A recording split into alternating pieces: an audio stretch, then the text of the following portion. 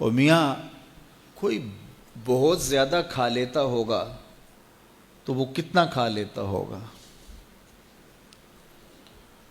1 کلو کھا لیتا ہوگا، 2 سیر کھا لیتا ہوگا، لیکن شیر پورے کا پورا جانور ہڑپ کر لیتا ہے، ہاتھی چھوٹا پورا درخت ہڑپ کر لیتا ہے، تو کھانے میں تو وہ پھر ہم سے کثرت رکھتے ہیں۔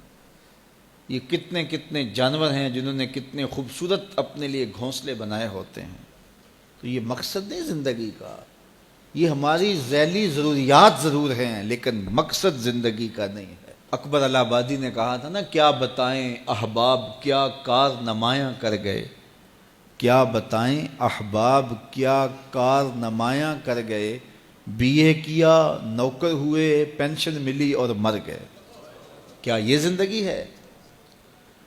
کہتے جی فلاں بندہ رزق حلال کماتا ہے، کسی کو ضرر نہیں دیتا، بس ٹھیک ہے، اچھی بات ہے، لیکن یہ کام تو چیونٹی بھی کرتی ہے۔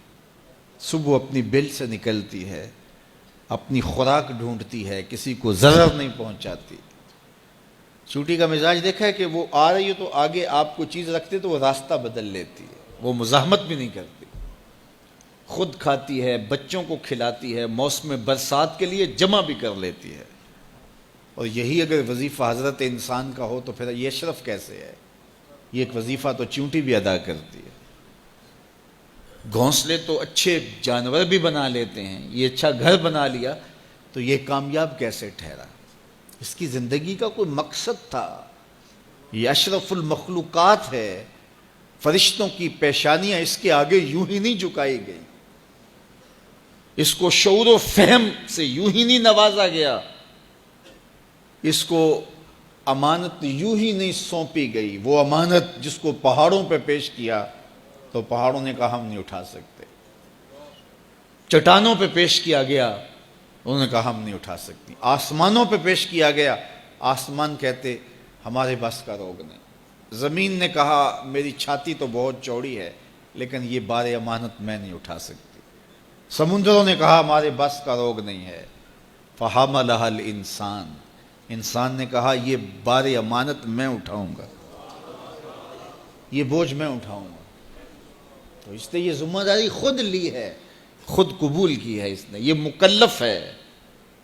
باقی مخلوقات مکلف نہیں ہیں، غیر مکلف ہیں، یہ مکلف ہے۔ یہ اپنے مقصد کو سمجھے، زندگی کے اہداف طے کریں، زندگی کے مقاصد طے کریں، ساری زندگی اس کے گرد سفر کرنی چاہیے۔ پاگلوں کی طرح کبھی ادھر سر اٹھا کے چل پڑیں، کبھی ادھر سر اٹھا کے چل پڑیں، اللہ سے راستہ مانگو۔ اور جس کو یہ نصیب نہ ہوا، دیکھیے آپ نے یہاں سے لاہور جانا ہو تو سب سے پہلا کام آپ کو کیا کرنا ہوتا ہے کہ رخ سیدھا کرنا ہوتا ہے۔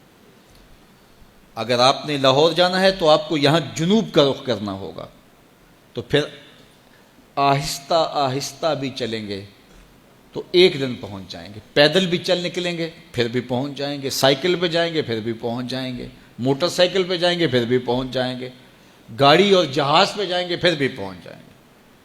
گاڑی والا جلدی پہنچ جائے گا، سائیکل اور پیدل والا ذرا تاخیر سے پہنچے گا، جو رک رک کے جاتا ہے وہ بھی پہنچ جائے گا، کچھ وقت لگ جائے گا اس کو۔ جب منزل کا رخ سیدھا ہے تو چلنے والا سست بھی چلے تو ایک دن پہنچ جائے گا، اور اگر رخ سیدھا نہیں ہے، جانا لاہور تھا رخ ادھر کا ہو گیا تو جتنا تیز چلے گا منزل سے اتنا ہی دور ہوتا چلا جائے گا۔ اس لیے رخ کا تعین اور منزل کا پتہ ہونا اور اپنے مقصد زندگی سے آگہی، یہ مومن کی زندگی ہے۔ اور یہ روز اللہ کی بارگاہ میں وہ دعا کرتا ہے، اہدنا الصراط المستقیم، مالک مجھے مستقیم سیدھی راہ کی ہدایت عطا کر دے۔ اور جس کے پاس یہ نہیں ہے اس کے لیے اضل سبیلا کا کہا گیا، وہ بھٹکا ہوا مسافر ہے۔ آہستہ چلو لیکن منزل کا تعین کر کے بڑھو، بڑھتے رہو، منزل تمہارا استقبال کرے گی۔ حضور نے فرمایا اللہ اس شخص کے چہرے کو تر و تازہ رکھے جس نے میرے سے کوئی حدیث سنی، پھر جیسے سنی اس کو ویسے آگے پہنچا دیا۔